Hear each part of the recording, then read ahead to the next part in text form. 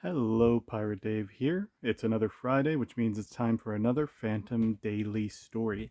This time, Daily Story number 6, Adventure in Algiers. I thought there was a paperback version from the Pacific Comics Club of this story, but turns out there's not. Thankfully, this volume 2 of the Hermes Press has the story that we need for now. To quickly recap the previous story, Prisoner of the Himalayas, Diana had decided to get married to another man because she didn't want the Phantom to give up his legacy for her. The Phantom ends up kidnapping her from her wedding, but before they can have their moment together, Scotland Yard intercepts the Phantom for a mission to the country of Barogar, which has been taken over by Count Bart in the Maharaja's absence. The Phantom uncovers the plot by Count Bart to force the Raja to sign the country over to him. The Phantom finds the Raja, the prince, rescues him, returns him to Princess Corinne, and Count Bart is exiled from the country to live peacefully with the woman who loves him, Shiva, who was his accomplice in the whole story. So it was it was mostly a romantic tale, and I think it was meant to echo the Phantom and Diana's relationship. A lot of things that seem to happen in these early stories are kind of meant to remind the Phantom of, what he's putting off, what he has to, work towards, but what he keeps putting off for his commitment to fighting cruelty, greed, and injustice wherever it may be. For Adventure in Algiers, this is actually going to be the shortest story thus far. It started on June 20th, 1938, and it ran until July 24th, 1938. So a little over 30 days. By far the shortest story. I don't think it's the shortest daily story of all time, but let's go ahead and get right into it. And we open up with a little recap of the Phantom's legacy, how the Phantom mythos started, as will happen in many daily strips throughout the years, before moving on to Diana Palmer and her mother, Lily Palmer. Diana is super excited about marrying the Phantom. She says, "I'm going to marry him." I love the illustration for Diana in that panel, but she does look a little bit deranged, right? I don't know if that was the intention or anything, but it is what it is. Lily is less than enthused about the Phantom. She was impressed by him when he broke into her bedroom on accident in the previous story, but now she is Diana's aristocratic mother, and she wants better for her. Meanwhile, the passenger in cabin 14, if you remember from the earlier stories, the Phantom seems to book cabin 14 a lot. I'm not exactly sure why. The Phantom decides he's going to take a stroll in the city of Algiers. Algiers is the capital city of Algeria. It's on the southern coast of the Mediterranean Sea. While he's strolling through Algiers, we see some suspicious men saying to give Zagra the signal. What does that mean? All of a sudden, the Phantom hears a woman from a window, "Help! Help!" And of course, the Phantom can't help but run to her rescue. But when he gets to the building that the woman was supposedly in, this man, there's no, go away, there's nobody here.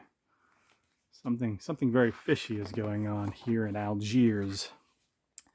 The Phantom, understandably, intimidates the man into letting him investigate. Meanwhile, the ship that the Phantom was sailing on, oh, they can't wait forever. They're saying we're going to give him a couple minutes, but if he's not back, we gotta move. The Phantom investigates the apartment and finds there's only a girl, a young daughter. She's not harmed.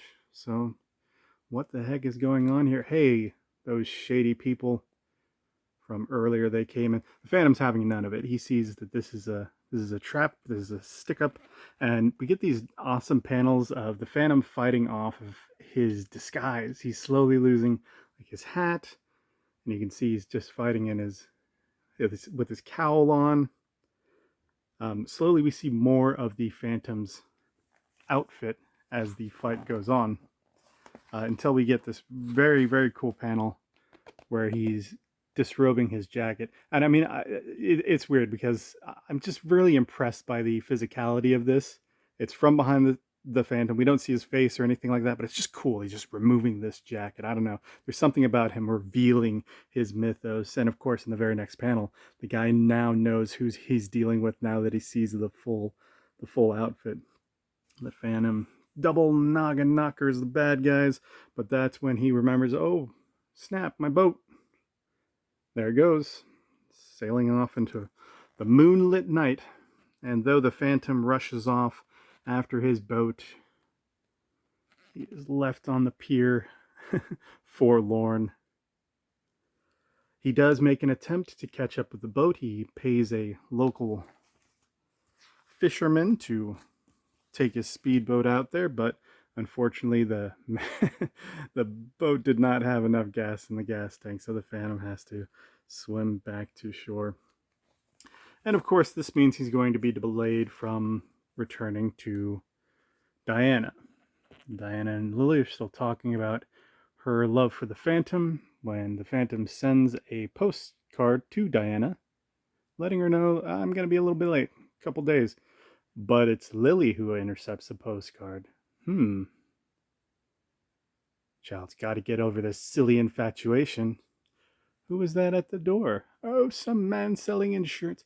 Lily Palmer.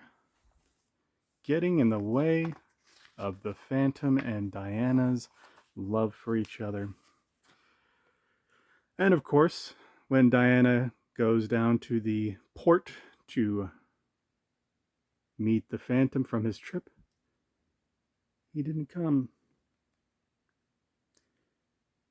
She's heartbroken, absolutely heartbroken. And of course, Lily's consoling her, and at least he might have written me. But she doesn't care. I don't care. Something may have happened. I'll wait for him until he comes. And Lily realizes we get this doctor character, this family doctor character, who's reluctantly part of this scheme with Lily to trick Diana. This character will eventually be replaced by another relation to the family that will persist for the next 90 years as well. But for now, it's just a sort of nameless doctor character.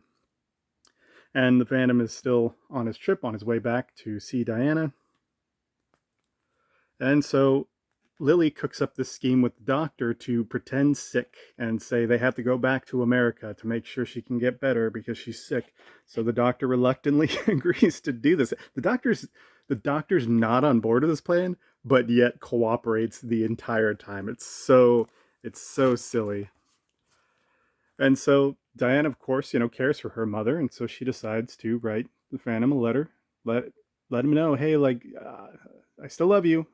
Just come to New York instead, because she's still back in Europe, right? That's where her wedding was. That's where the little Toma story took place. All that sort of stuff.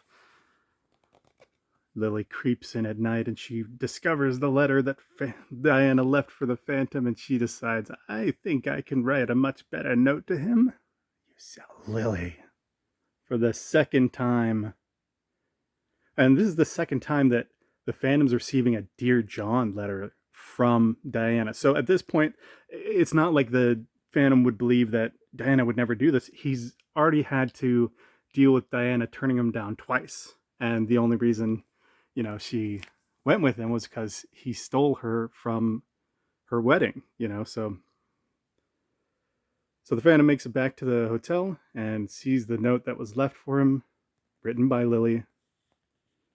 And he immediately accepts it, like I said, because we have this established pattern from Diana. Even though Diana's looking forward to the Phantom, we get this very, very heartbreaking panel right there. I just love the way that it would have been Ray Moore that would have illustrated this, and he just illustrates Diana so saddened by not receiving a note from the Phantom. And that's when the doctor comes clean. It was unnecessary for you to make the trip here. Your mother is perfectly healthy. Diana quickly forgives her mother, and I mean that's understandable, right? In one respect, it's such a villainous move for her to pull, but she But I mean, you got to balance your love for your parents and your parents thinking that what they're doing is best for you with what you know to be the love in your heart. I mean, I guess that's the lesson here. And from here, we we get the Phantom just seeing everybody else in love. Lucky people. If Diana had only stayed. Really, I mean, it's silly to say, but like this is really heartbreaking stuff. I'm not even, I'm not joking. I really think that Lee Falk just paced this so well. Um, so Diana, now realizing that she has to get in touch with the Phantom, she has to track down the Phantom to let him know that it was all a trick from her mother, because I'm sure that she knows that he's had to deal with a couple of refusals from me twice already. She tries to you know ring Europe to try to get a message down to the seaport to the Phantom before he leaves. The Queen of Suez, there she goes, boy. Looks like you're too late to deliver that message. And the Phantom's already left on his boat to go back to Bengala. She gets no reply. I don't know. I don't know what the correspondence response would be during this time.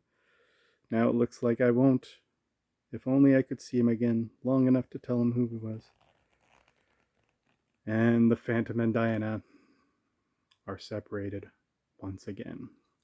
Starting next week, The Shark's Nest.